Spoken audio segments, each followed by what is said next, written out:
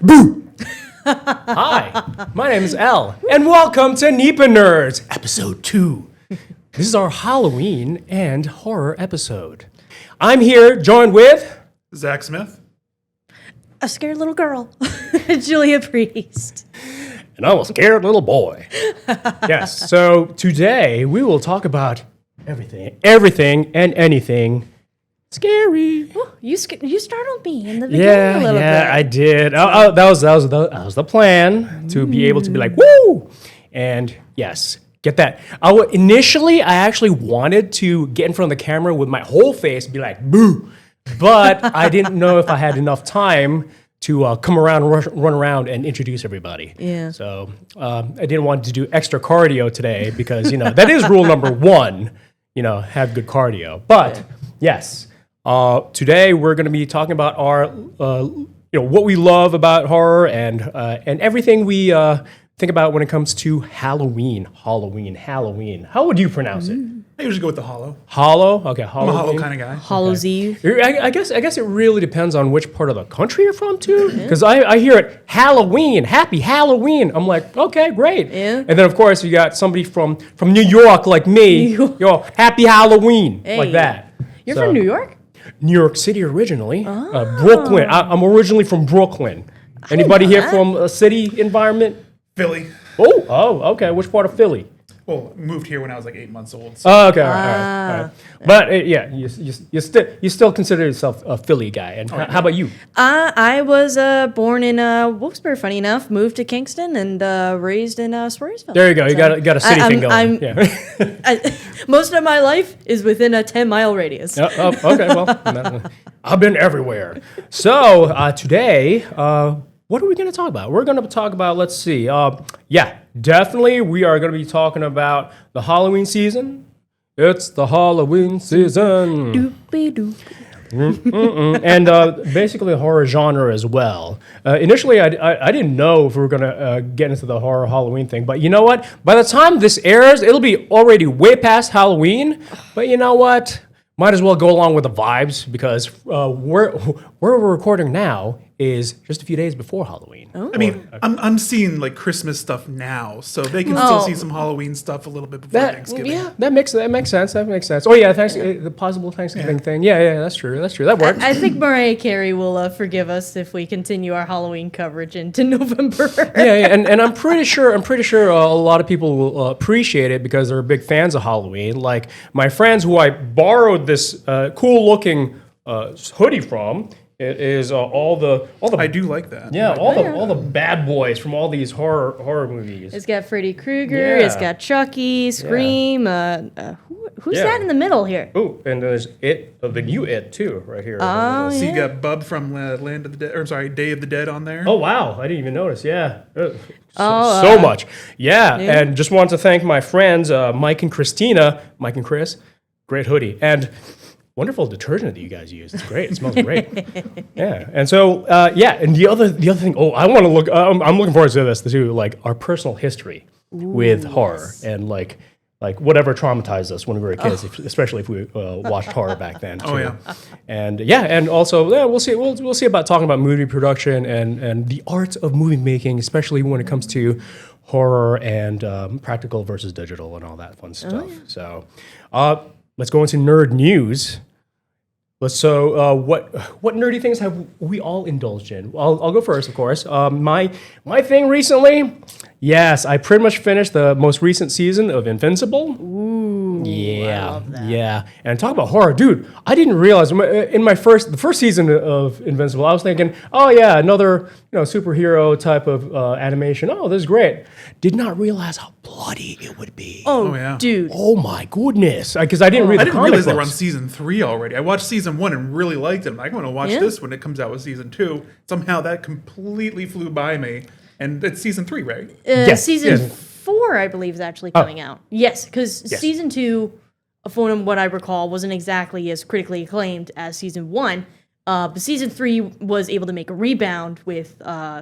I'm not going to spoil anything. No, don't spoil it. No, but with newer characters and like plot development. So with season 4 coming up, it's going to be following up on the big plot developments regarding that and the terrible decisions that some characters are making. I'm not going to go any further because there may be some people who haven't even seen season 1. I highly recommend, if there's any one season that you're going to watch, it's season 1, just for like the continual story. Everybody loves a good origin story. Oh, absolutely. Yeah, that's true. That's true. But once again, bloody. there are like horror elements, and I'm like, oh my gosh. Yeah, maybe you don't bring the kids along on this one. No. Yeah, exactly. Even though it's animated, yeah, you definitely do that. And one more is I just finished watching Sinners last night. Fantastic so movie. Yeah, it's good. fantastic. And one thing, once again, no spoilers, of course, but it just about resembles like a horror musical. I didn't realize how musical it would be too. Oh, absolutely. Yeah, It's got some great I was like, songs in it. Oh, okay. I mean, not that the characters were like singing their lines or anything, but No. like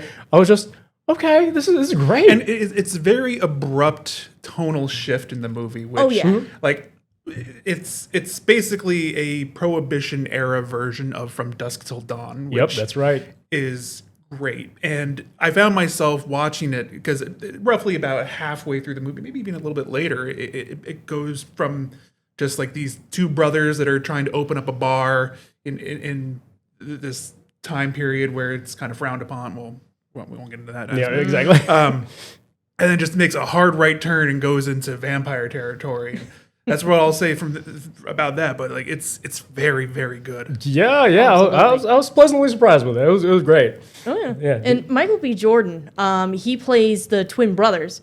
And, like, if I didn't know, like, the casting, I would have thought, that it's an uncanny valley of seeing the same person twice. But he plays the twins so well, and, like, kind of how they're the same two faces on a coin. But they're still, like, they're one unit together too. So I really appreciated his performance on there. And I mean, I loved Michael B. Jordan ever since he made his at least first appearance that I was aware of in what's it called? Forgive me. There's so many. Black Panther. Black Panther. But I'm really excited to see what else he's got going on. Okay. All right. So then, real quick.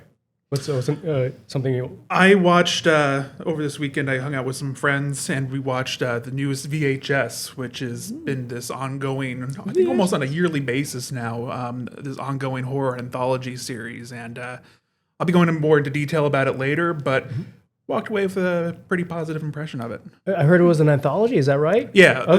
they're all like miniature. They're all horror shorts. Okay. And usually they'll have like a certain theme. Like one was aliens, another was Okay. more sci-fi. This year, obviously, it was Halloween, Okay. and I think it was pretty good. Okay. Great. And what's your I- new thing? Yeah, my new thing. I am like, I'm so ashamed of myself that I'm like 27, going on to 28, and finally watching Ghibli films. I am so upset with myself that I didn't awesome. watch these earlier.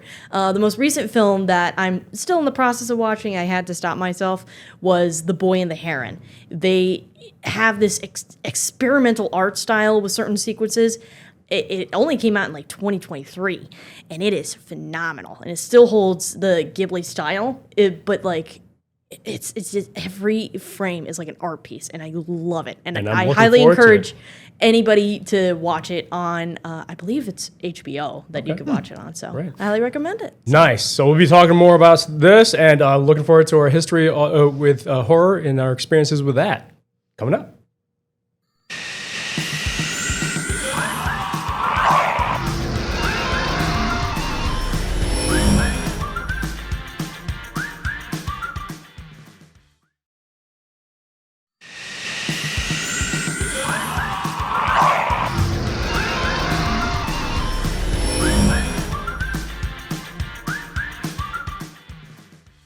Welcome back to NEPA Nerds. This week we're going to be talking about spooky things that go bump in the night when it comes to media. And for today we're going to be Getting a little bit into our own history. right. Right. So and Elf, like what's your history with horror? What Yeah, do you- what traumatized me as a kid? Okay, so like, yeah, I'll never forget. I'll never forget when living in the Philippines as a kid, my friend and I, for some reason, we were watching a horror movie, and And I'll never forget how creepy. I don't even, to this day, I'm not exactly sure which nursery rhyme it was playing, but like, I guess I just got confirmed that it was a Halloween. Halloween, which movie was it? Halloween 3? 3 Well, Season what- of the Witch, I believe. Oh wait, when did? Okay, basically, this was 1984. So which Halloween was that for 1984? Because I'm not sure. Either way, it was not a pleasant experience as a kid. And then later on, I'm at 1982. So Okay. it could very well be that one. Our fact all checker. right. There we go. There we go. Yeah, flying fingers here. So yes, that was crazy. Right. And then, but the next craziest memory of mine is Poltergeist. Oh. Poltergeist Classic. freaked me the freak out when I was a kid. I'm not very familiar with the film itself. Could you kind of summarize it really quick? Well, it's essentially a house that was on, I guess, Indian burial ground, Something like that. Native American burial ground, and it's pretty much haunted. It's haunted, and House, all I haunted. what was that? House is haunted. Yeah, haunted house story, Haunted. basically. And it involved a little blonde girl, and I'll never forget a few of the scenes in it where she would turn around and say, her line, her most popular line. But yeah, what was that? There Here, oh my god! Anyway, and the other, I don't know if it was that particular poltergeist or another one, but I'll never forget the one scene where one of the characters looked into a mirror and the ghost started coming up. He saw the reflection of the ghost in the mirror behind him. He turns around, he doesn't see the ghost. And like as a kid seeing that, it's just like, okay, that's just freaky. That's just horrible. And since then, once in a while, especially when it's dark, and in a place where we have a really big mirror or wherever it would be, yes, I would be like looking around, making sure that no specter is coming up behind me. Right? Yeah, and so I'm like, okay, that pretty much traumatized me. And yes, and so What's traumatizing as an adult now is that hopefully the family didn't take out a mortgage on that is they have an escape. yeah, seriously. I mean, I do remember the once again, I don't know which poltergeist it was, but the entire house was destroyed.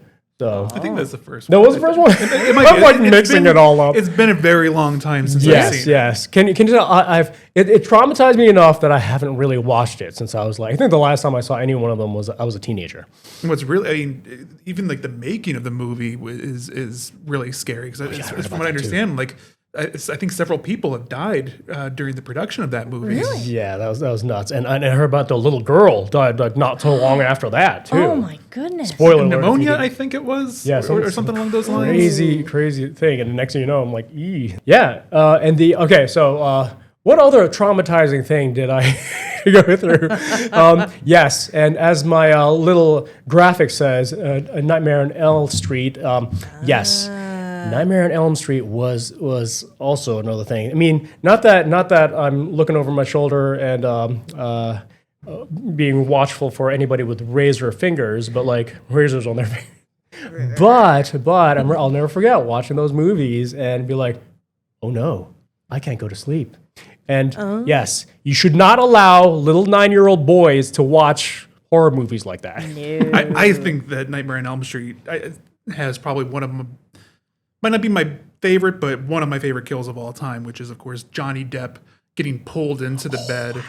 Which, Johnny if Depp? I'm remembering my movie trivia correctly, they actually filmed that scene upside down. Okay. So they bolted all the furniture to the ceiling and basically just poured all that gore and viscera into the set. Okay. Wait, okay. that actor that was in that was Johnny Depp? Yep. I didn't know his career. That was a young like, Johnny Depp. went A lot that of major early. actors have gotten their start doing horror movies.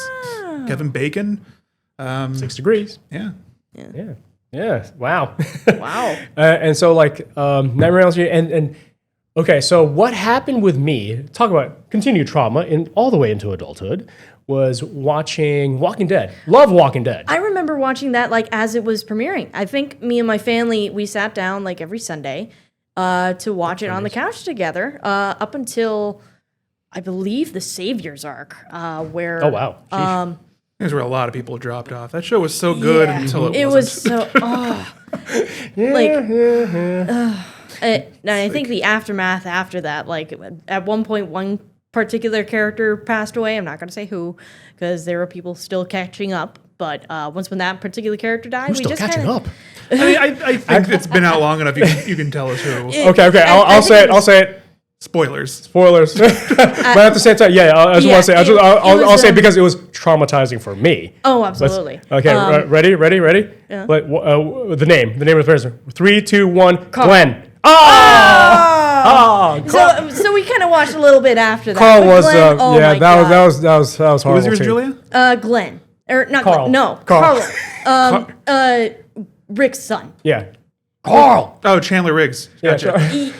Chandler Riggs. I think he said The actor Riggs' name. son, and the actor's name is Chandler Riggs, who played Carl. well. Yeah. So my brain just came to a screech. No, I stopped watching before that happened. That was actually towards the end, I think, wasn't it? No, No, it continued after that. God, Yeah. that show went on for so long. Yes, Oh, it did. it did. Yes, it did. And that was funny. Glenn, because when Glenn died, that's why I was like, well, the Asian died. Don't mean to bring race or ethnicity into it, but the Asian died. Therefore, I'm out. Yeah, once they got through like the entire original cast, I think like the only people that were still around was Daryl, of course, and Carol.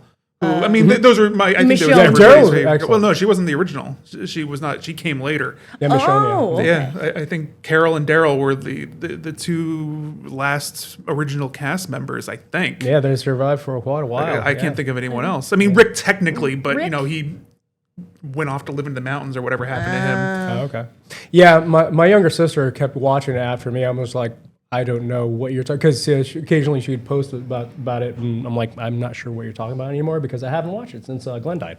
Yeah. Yeah, and so Now they got, yes, like- that was my last traumatizing experience. Oh, it absolutely. actually like sort of hurt my head. It was that bad. I was like, oh gosh, oh, that's horrible. Oh, Yeah. that's terrible. Yeah. Shame on you. Shame on you. I know, right? Yeah, and so yes, Yeah. So I guess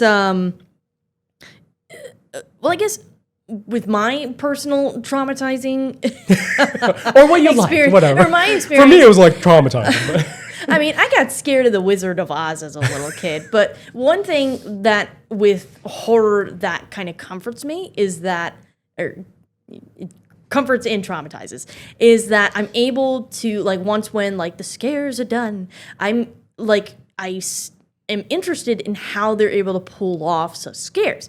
So I would watch a lot of behind the scenes stuff, which brings me to The Alien back in 1979, which is such like a phenomenal film. Not only like because there's some subtext that goes into like the alien and how it operates, but also just the physical locations. Like, we kind of take for granted like older films in that like all the sets are like physical things like that you could touch back in the day. And so with speaking of physical things that you could touch, the alien was like a physical thing. Like the actors on set would actually like see this thing, and that kind of brings a level of horror that it kind of elevates it. It's not like you're looking at a green ball. That's that's something that actors can work with. Yeah, you can tell, like, you can tell my kind of opinions of modern day CG. But the actor for the alien, I believe, if I'm pronouncing this right, Bolaji Bendejo, he massive man, massive. I think he was 6'2" or something. Like I'm a girl. I don't know how the average heights of men are. That's pretty tall. So But I am short. This like just like it outside of like being an actor. Like okay, like you get the assurances, but you have to like act to be scared. Oh yeah. And you see this like you're in the dark. There's like actual dripping of things around you, and you just turn around and. Like this thing like jumps out at you. They did a great job of hiding him in a bunch of the scenes. Like it's one of those things where if you go back and rewatch it, you'll see him like just hiding in places. Oh Oh, Okay. that's so And freaky. A little bit of enforced method acting in that movie. Veronica Cartwright, I think, who plays not Ripley. I can't remember the character's name, but it's the female character that's not Ripley. Yeah, exactly. The girl that screams. The iconic chest burster scene Mm-hmm. where they're all gathered around and it bursts out of the guy's chest. She did not know that was going. I don't think any of them actually knew that was going to happen, but that Great first take authentic where they're all reaction. like freaking out, Yeah. like that was an authentic reaction that Ridley Scott got. I love that piece of trivia. That is, yeah, like I remember that being like a little fact, but I always am still shocked by it. Like, just visceral, like it almost like activates like your primal like fight or flight. So and seeing something like that, like I would freeze. You know, like not only is like it's something terrifying, but also like it's freaking ginormous, the thing too.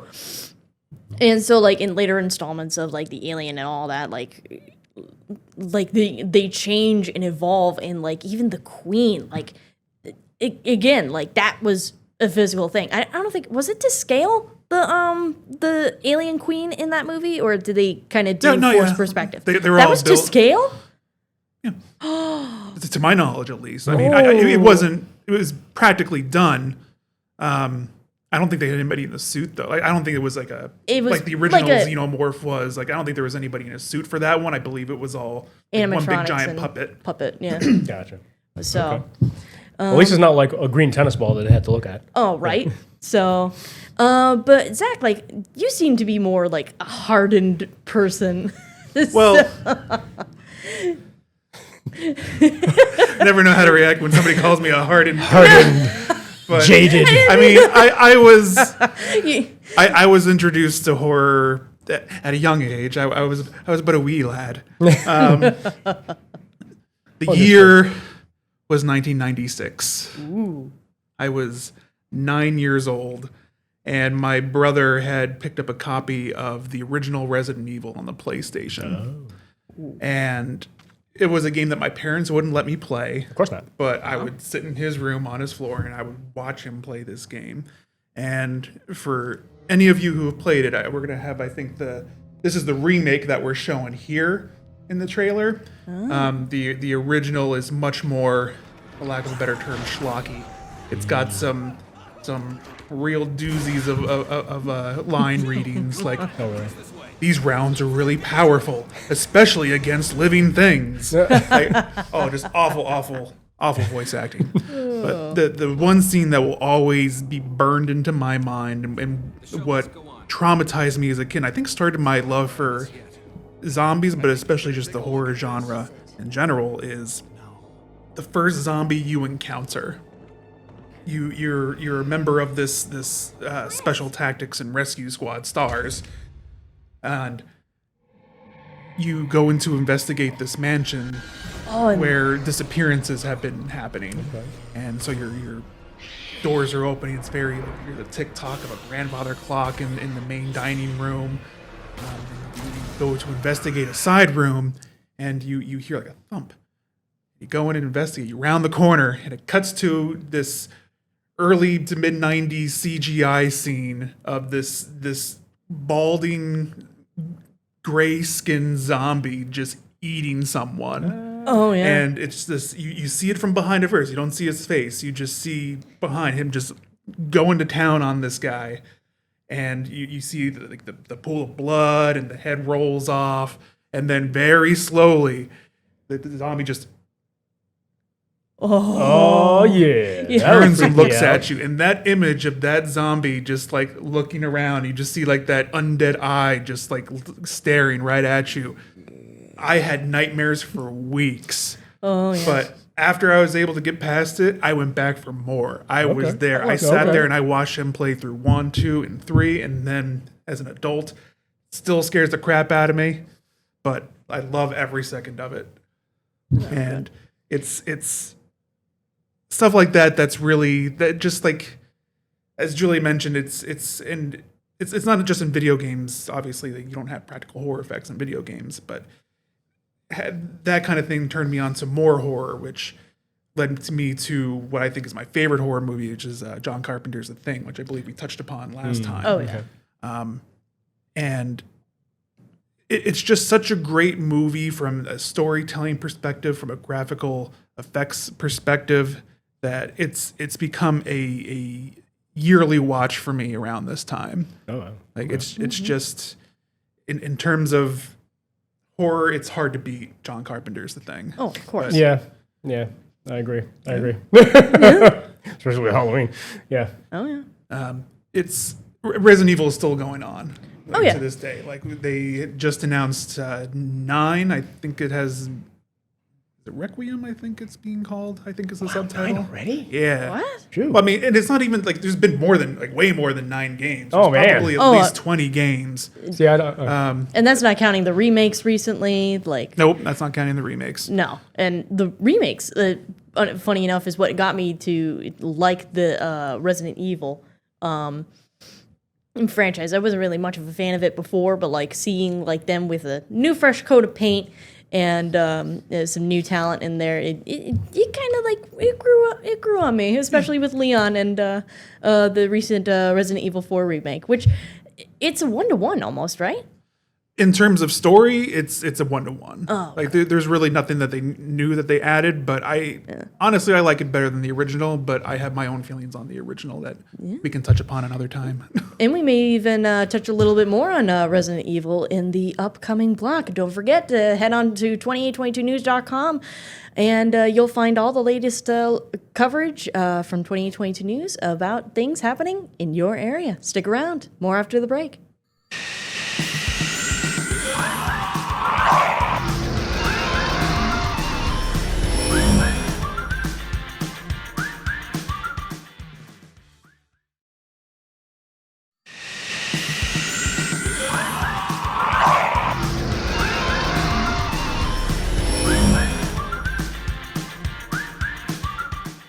And welcome back to NEPA Nerds. We are having our Halloween hullabaloo, as our Master L will call it. I believe we were talking off camera a little bit about Zombieland and how the rules of such were interesting to you. Why don't you go into that a bit? Okay, first of all, I got to preface this by saying, preface it by saying that when it comes to horror, like for me to, I guess to cancel out the traumatizing effect of all the gore and the intensity is comedy.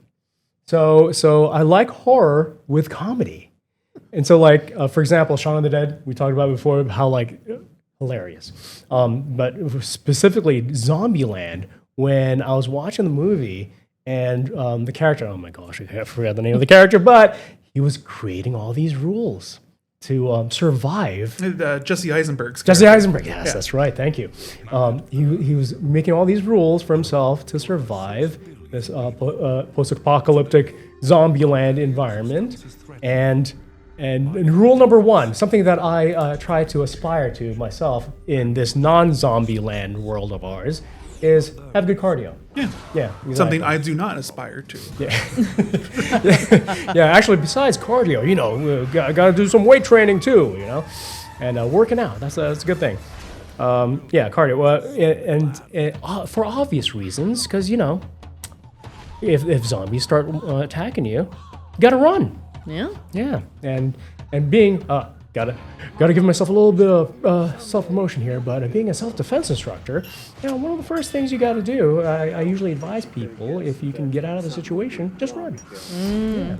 And so, have good cardio. And believe it or not, there are so many other rules in Jesse Eisenberg's, rules for Zombieland that it almost actually it's sort of good for everyday life too, right? And well, I think the second or third one might be a bit problematic. Oh yeah. Oh. yeah. Well, except for the second one, will double tap just in case. Double tap is wash your hair twice. Yeah, exactly. Double check things. Yeah, how about that? You got to shampoo and condition. But rule number 4 is pretty good too. Like buckle up.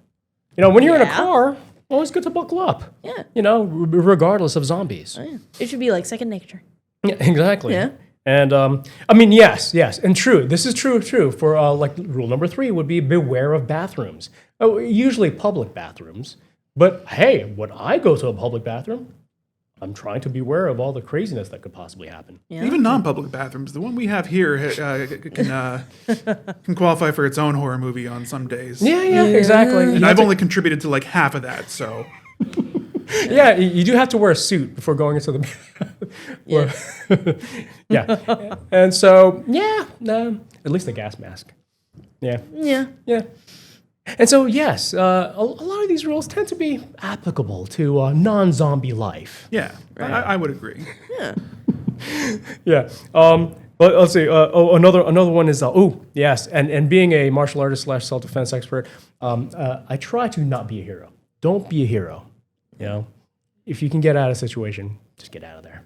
Actually, I would contest you on that one because I believe we actually, not here for the show, but we do have footage of you being a hero while working on a story. Really? Oh, that's right. What story is this? That's right. Yes, with Andy Mahalchik, the wonderfully traumatizing event of Oh, ours. is this the one that I'm thinking of? Yeah, Like yeah. years ago. Probably. Yeah. No need for fisticuffs. That should be the rule. Is no Yes. need for Ooh, fisticuffs. That's a good one. No Yeah. need for fisticuffs. Yes, exactly. When I could have easily done something that day, but I decided not to because you know what I hate. You know what I hate worse than having to deal with fisticuffs.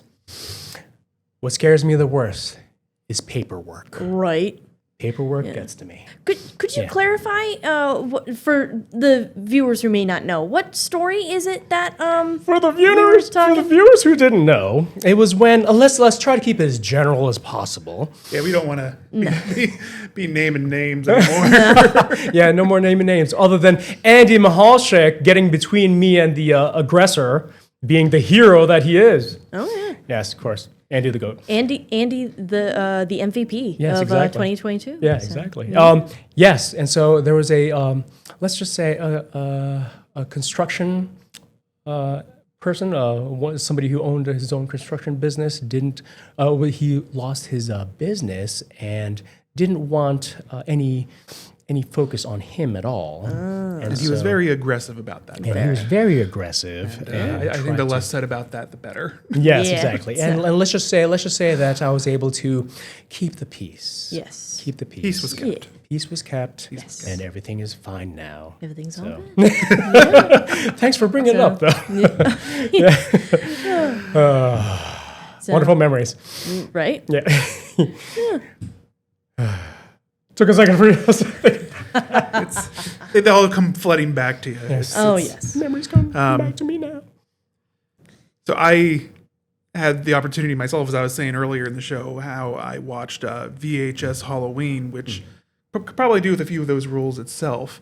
As I mentioned, it's a horror anthology series, usually done with a first person perspective. Usually it's somebody recording on like some type of handheld camcorder. Found footage type movies. You've all seen them, like Blair Witch Project being probably the most famous. But the film series in general tasks the directors to come up with their own stories, of which are all being told in that kind of first person found footage view. And this one, I've seen, not all of them, I've seen quite a few of them in the past, and I would say this one probably left the best impression upon me. They always have a overarching framing device to kind of connect all these different stories, although this one kind of does away with that. There's still a framing device that has to do with this company testing a soda called Phantasma. And in between all these shorts, it's made with real ghosts. And so each short starts off with like a new variety of Phantasma being tested, and the results are not great. From people exploding to the can forcibly being jammed into their neck and blood spraying everywhere. It's quite fantastic and hilarious. All these, with one exception, which I'll get to, all of these shorts are done very, very tongue in cheek. Okay. And they're meant to be fun, like I said, except for one short in particular that I had a problem with. There was Coochie Coochie Coo was the first segment in which two girls who were probably a little too old to be going trick or treating are going on one last hurrah, and they're kind of terrorizing their neighborhood. Okay. Ooh. And they stealing kids' candy and recording it for reasons. And they find a house that everybody seems to be avoiding for some reason. Ooh. And they go to get the candy from it, and nothing happens. So they start walking away, but then disembodied arm kind of juts out. Oh, I saw that part of the trailer. It's was- great. that was They really go like, inside okay, and what's going on realize some houses you just shouldn't go into. And Yeah. it's a lot of body horror in that one. I think you saw the Yeah, I saw in the the trailer. trailer, We like- proved that there was a big boy baby No.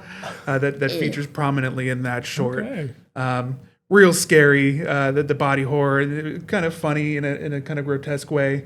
The second short was Ut Supra Sic Infram, I believe is how it's pronounced, but that translates to as above, so below. Oh, yeah. And that one's a little bit more straight-faced. It deals with a Halloween party gone wrong, where this guy brings in his friends to this Halloween party, and the police are kind of like doing a scene reconstruction after a massacre had occurred at this Halloween party, and he's bringing the police in and kind of explaining what happened. And the footage kind of cuts back and forth between the police doing their investigation and film they picked up from the scene. So you're kind of going what they're doing now and what led up to them being there. The third is called Fun Size, and that one is a bunch of adult trick-or-treaters kind of going for, it's kind of framed almost as like a congratulatory, I don't know, it would be like a wedding shower, but like they haven't gotten married, but like they're celebrating the fact that they got engaged. Engagement Oh, party? like Yeah. a bridal or bachelor party. Not like a bachelorette party, but more like the engagement party. Yeah, Yeah. just an engagement party. Oh. So they're going and they find a house that has these weird candy bars, and they've never heard of it before. Were they fun size? They were fun size. hope They so. kind of rapidly discovered that the candy was not made in America, and it's. I'm not going to go too much into detail, but that was a real fun one. Yeah. Okay. The one that followed it, Kid Print, was not. It was the only one that I had a problem with. It deals with a company that I would say it's probably like early 90s that this short is based off of, and there's this town that has a disappearing child problem. Oh, So yeah, this guy starts making what he calls kid print videos, where he will record them standing in front of like a size chart and saying, this is my name, this is what I'm dressing up as for Halloween, and this is where I go. So if they do go missing, then police have something they say, okay, here's the kid, here's the details, find him. Okay. And this one in particular kind of bothered me. It gets really, really dark, and it doesn't quite have that tongue-in-cheek kind of feel Okay. to it. Thanks for the warning. Yeah, it's not great. Does it I kind of get think a little too real sometimes? sort of a little bit. It's just if you're kind of iffish about the stuff like that involving children, then you're going to want to give that one a pass. Yeah. The next one, which does involve children, was a lot more fun in its depiction of gore and such. It was called Home Haunt, and basically it deals with this family that sets up their own Halloween haunted house every year, and the dad finds this spooky record that when played causes all the Halloween exhibits to kind of become real. Okay. And they're trying to like fight their way out of this haunted house that they came up with. And for me, that was by far the best out of all of them. It sort of reminds me of a Twilight Zone episode. Kind of, yeah. I mean, they're all set up in that kind of like, this is like a real basic story, and I think quite a few of them in VHS's past have been expanded upon to feature length films. But I mean, if you're into like a Halloween mood and want something spooky but don't want to sit for a full 2-hour story, VHS Halloween is certainly a good way to go. Oh, absolutely. Nice. Julia, Yeah. you have you for a change you want to talk about a video game. Ooh, yes. I'm not as much a video game person, but I do like to delve into them. And the one that I always try and fail to play every year is Dead Space. It follows.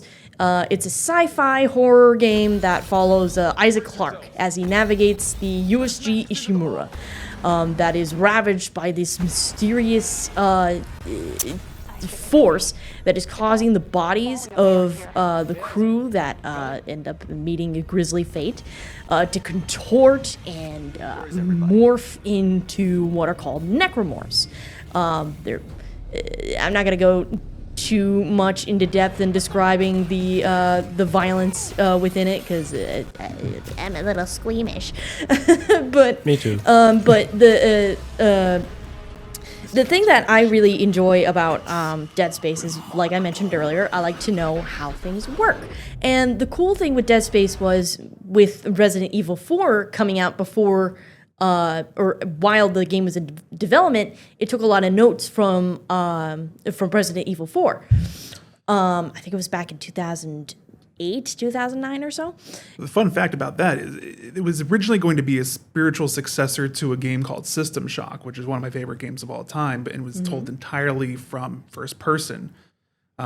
But as you said, Resident Evil 4 came out, and they're like, we're gonna do this instead. And so with that, they, I believe the executives is like, see this very good game, make it. And I was like, okay. And so they were initially just gonna do Resident Evil 4, but in space. But they kind of revolutionized almost a little bit because at the time, like there would be a heads-up display, which would show like your ammunition counter, your health, any special other things. Dead Space kind of revolutionized in the sense that all those systems, they took advantage of using the third-person perspective, and it included everything as like an in-world thing. So like the rig on their back is like, they explain it as like, oh, like here's how healthy this person is. Let's get into med bay if their rig is blinking red. The stasis on their back, like, oh, I'm out of stasis juice. I got to recharge at a station. Even like the guns, they like in the audio logs and all that. These are like things that other characters in the world can see. And it's just that creativity of Dead Space, and is like taking these unconventional or these things that like are kind of like default and toying with them, and it immerses you even further into the horror and pulls you even closer, because like the HUD, it kind of almost like gives you the security of like, oh, like this is a video game, but as like the HUD is like on Isaac Clarke and, and every really, other character, it really immerses you more into the experience. Exactly, and it makes it like almost even more real. And even today, like yes, it had a remake only a couple of years ago. But the 2008 graphics still hold up to this day, simply because of the atmospheric lighting and sound design. And while, yes, I am a little baby, I'm going to see if I can have my boyfriend, Clark, see if he could play it for me. I mean, I tried it myself. I tried to be a big girl, but I only got to chapter 3. So. Yeah, the old one I still think graphically holds up. I was still Absolutely. really surprised that they decided to remake that, because the first one still holds up. Yeah. The new one, though, it has new gameplay features from sequels of the first one, Yeah. like the Zero It G. does and all add. that. It's not just like It a adds. shameless remake. It's of definitely course. got new stuff to. Yes. And the secret ending, too. Ooh, Yes. it's spooky. So, Yes. but yeah. So that's kind of my It's definitely fangirling over horror. It's definitely a good game, and I played it myself. But we're gonna take a quick break. We're gonna come back, wrap things up, and yeah, we'll be right back.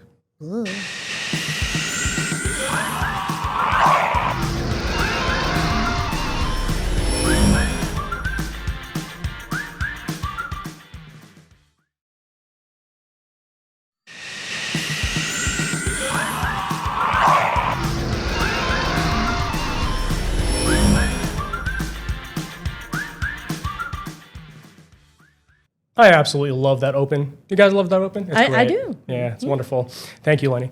Yeah, and so what are we going to be looking forward to for the next episode or following few shows? Well, November is Sci-Fi Month. That is what I'm looking forward to. The next episode is going to be all about sci-fi.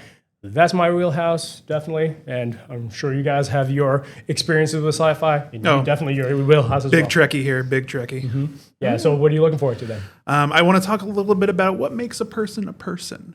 There's a couple episodes of Star Trek and some other sci-fi that delves into what makes a person person, what gives them that soul. Yeah, and I so wanna talk a it little has bit something to about do with AI, correct? Yeah, Like, yeah. like the whole what is real, especially with, like, for example, real quick.